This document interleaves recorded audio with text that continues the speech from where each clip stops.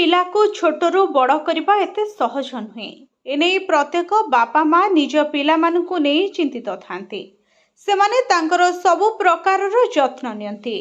पिलार टिकिए कौन होइगले बापा माँ चिंतारे पड़ जाती। बेले बेले देखा जाए पिला माने रातिरे सोइबा बेले काहा सह कथा हेबा जदिओ सेमानंको कथा किछि बुझी हुए नहीं तथापि सेमाने एमिति करते।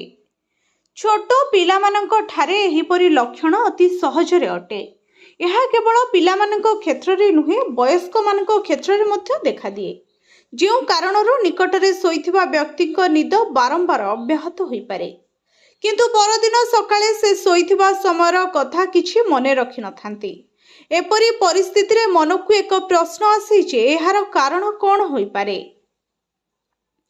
स्वास्थ्य विशेषज्ञों मतरे सोइबा बेले कथबार्ता हेबा प्रकृतरे एक निद्रा संबंधी व्याधि अटे जहाकू सोमनिलोक्यु बोली कुहाଯାଏ। एही समस्या शिशु एवं किशोर मानक ठारे बहुत देखा जाए। आसंतु जानिबा एहार कारण। स्वास्थ्य विशेषज्ञों मतरे सोइबा बेले कथा हेबा मध्य जेनेटिक समस्या।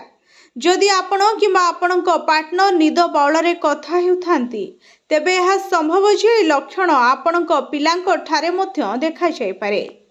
विशेष करी जदि पिलाटी असुस्थ होई पड़े कोनोसी प्रकारर चापर सम्मुखीन हुए उदासीनता भली लक्षण देखा जाए किंबा अनिद्रा समस्या देखा जाए एभली लक्षण देखिबाकू मिलिबो।